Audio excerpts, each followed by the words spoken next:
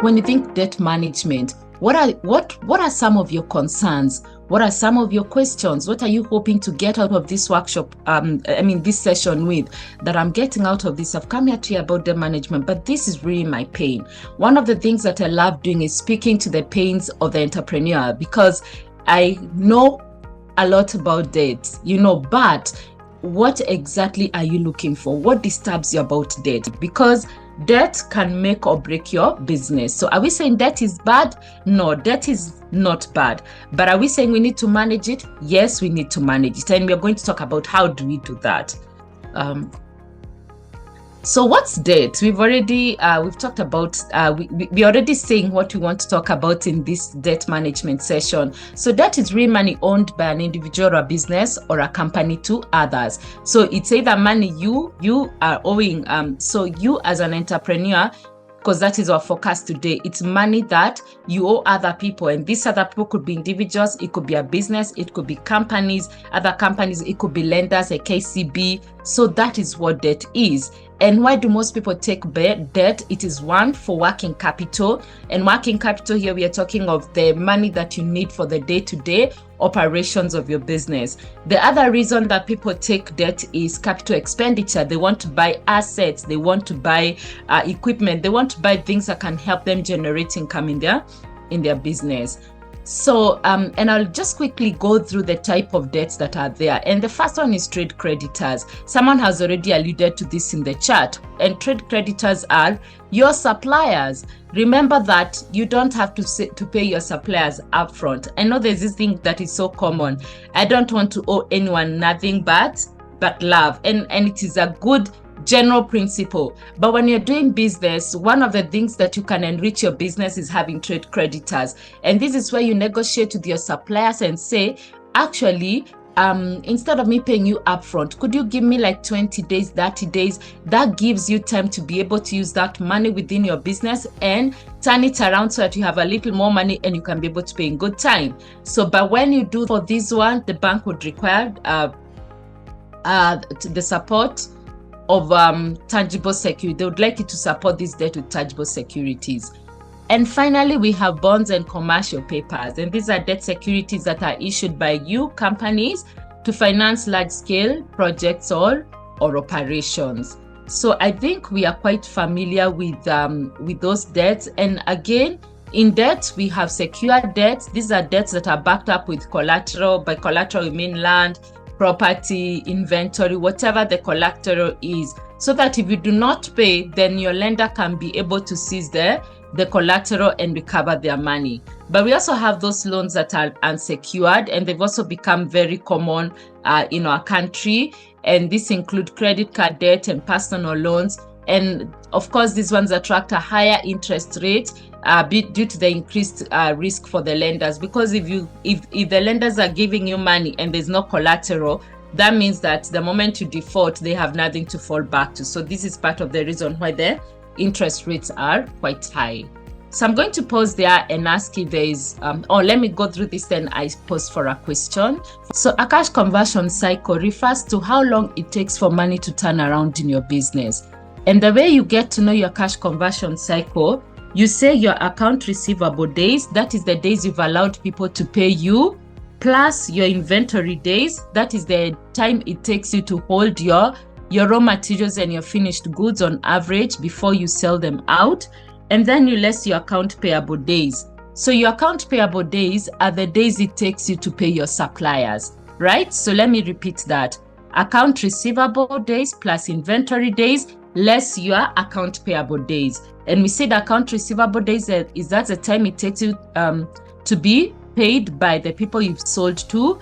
Inventory, for those in manufacturing and you sell goods, inventory is familiar with you. So the number of days you hold your inventory before selling, then you less your account payable. So the principle in business, the issue around a cash conversion cycle is that the shorter your cash conversion cycle it is, the better for your business. And now if we go back and I take you to a math class, so if you have account receivable plus inventory days less account payable days, it goes without saying that the aim here is to increase your account payable days decrease your account receivable days, and decrease your inventory days. So, and I'm not saying you do this in a way that affects your operations or affects the operations of your suppliers, but it is very important to be aware of this. And this is what most of those Asians do in town, you know, like they're very good at making sure they're not paying you upfront if you're their supplier. And of course, they are very good in collecting money. They will collect very quickly. And most of them will only keep the inventory that they need. So that's one of the things I'd like you to take away from this call, even in managing your cash flows. So what I'm encouraging us is look at your account receivable days and make sure that as you're negotiating with the people that you sell to, you try and reduce them as much as possible. Where inventory is concerned, ensure that you have enough inventory. You know, you have to balance it. Yeah, we call it an economic order quantity. Like, ensure you have a reasonable quantity that you order at any given time, so that you're not overstocking and you're not understocking. When you overstock, you quench money from your business. So that's why it's very important to manage your inventory. And now to what I have just talked about, your creditors or your account payables. When you think your account payables, these are the people who have supplied you goods. So ensure that you have negotiations with them such that you delay the time that they pay you. And when you do, you pay them. And when you do that, you're extending that time. So going back to your question, Elvina, what if I'm the supplier? At what point do I trade on credit and be able to grow my business? So how do you do that if you're the supplier? If you're the supplier, remember you're a supplier, but you're also being supplied. Someone is supplying you raw materials, they are supplying you, there's something that someone is supplying you. As long as someone is supplying you and you're supplying, ensure that whoever you're supplying to, you negotiate with them. Negotiate that they pay within a certain time. And then for the person who is supplying you materials or inputs, also negotiate with them so that you delay the payment. So there is the upstream, there is the downstream. So negotiation is both ways. Sorry. So Daniel, to your question on the challenge of the clients delaying in terms of their terms, we are going to speak about that. How do you properly manage your account receivable? The other thing you could do is negotiate with lenders for favorable terms. I'm sure Zipporah would agree that you can actually negotiate with them. What is a favorable term for you? What is your relationship manager telling you? So you need to be able to negotiate. Say, you know, that I am not able to pay within the next 3 months, but can I pay from this time? Or just ensure that in between there, when you're having struggles, you can actually go back and again negotiate with your lender. Then we have something called debt consolidation. And this is where you discover you have like 5 debts. You know, you have this bank, the other bank, or this lender, the other lender, and you can approach one lender to actually give you one loan, and you're able to pay off all these other debts. And with that one loan, then it becomes much easier to manage because you have one single monthly payment, you have one single interest, and you're dealing with one lender. You can imagine if 5 people are calling you to follow up on their payments. But if it is one person, then you're able to have a relationship with them that you can negotiate even for lower interest rates. You can be able to map up your repayments. So let me pause there. I'm seeing Timothy has a question. You can ask your question, Timothy.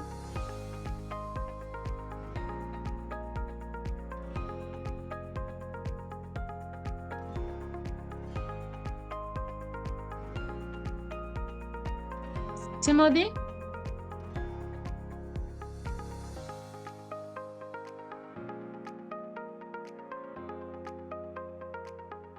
Okay, maybe you can post your question. Consolidation. Okay, so in consolidation, I was saying this is where you look at your loans. Probably you have 5 people who've lent you money, or even it could be one bank but different forms of loans, you know. But we are saying that you want to combine them into one loan. So what you do is you get a banker, a lender who can actually give you enough money to be able to pay off these other debts, so that you are left with only one. They can either pay off the loan for you or course, they'll give you the money, you pay off the loan, but you're left with one loan with one bank. For example, our host here is KCB. You may be having loans with multiple other lenders.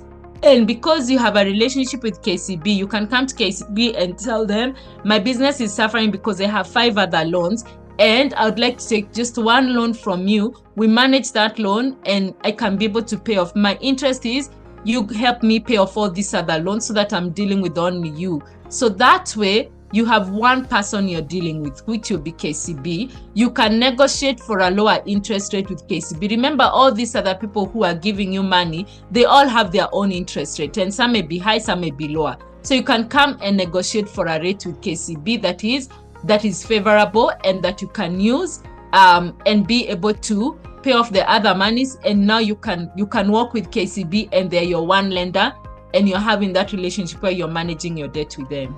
And how do we manage our expenses?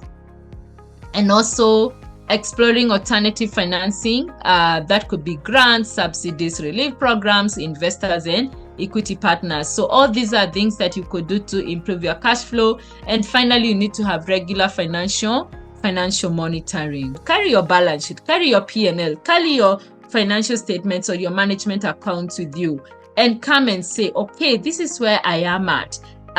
This is realistically, and even you should have done those calculations. This is what I can be able to pay. How does this look like? Is there a way we can work around this? Then now they will of course they'll push back. You will give your comments to it, and it's really a negotiation where you get to listen to them, hear them, but they also get to hear you, and finally reach a conclusion. But make sure that you, as a person seeking the finances, you are very aware of what the terms would do to your business. You've played out those scenarios that if I get a loan of 500k, I can only be able to pay 20 every month. So what does that look like? Or I can only start paying it from say November, or I would actually need this loan at this particular point in my business, so that anything that needs to happen between now and the loan processing, you do it quickly so that you are sure that when you need that cash, it is there. Ensure that this is working for me. And that's where the support of a finance person comes in, so that you look at it and say, if it's doing 3 years, the money that I'm getting from this loan, is it helping me enough to actually generate money that can help me pay this loan and even have much more left, so that you have planned it in a way that the payment will be there, but it will not cost you much. But what you're earning from the loan is really taking care of it. So it's a balancing act. It depends on the circumstance where you are at, and decide, for this one, it is better, I lengthen it. For this one, it is easier, it is better for my business to pay it faster. Remember that the bank will always do their KYC when they're giving you money, and they want to know your credit history. So it is important to ensure that if you're in a place where you are not able to pay, then alert your relationship manager ahead of time, so that the fact you're not explaining after the fact has occurred, but before, so that you can avoid a situation where you are not able to renegotiate again. And one of the ways you can do this is the tone at the top. We always say that the tone at the top is very important. You as a leader, how do you use money? Are you the kind of a person on Friday evening, you go to your accountant, or if you don't have an accountant, you go to your bank account and withdraw 50,000 because it is the weekend and you need to hang out with your guys or your ladies, and anyway, it's your business. So if the person managing your business sees that is the trend that you have, what are you communicating to them? So the tone at the top, is there financial prudence? Is there a way of, even if you're the founder, you're the CEO, there's a way you get money from the business, there's a way you account for money, then everyone else understands that and follows through. Financial literacy training, and this is just basic financial management principles to ensure that all team members are financial savvy, because you do not want to be in a team of people who look at the bank, they're like, oh, but we have money, so we can do 1, 2, 3 things. But they need to understand that money, you have to budget for money, you have to plan for it. You can't just take a loan, and when you take a loan, this is how you behave, this is what you do. So just and this is one for them as your employees in your business, but also take it further to them as your staff. they need to have proper financial prudence for their own lives. You know, do you encourage them to take maybe policies? Do you encourage them to save? Are they part of any savings account?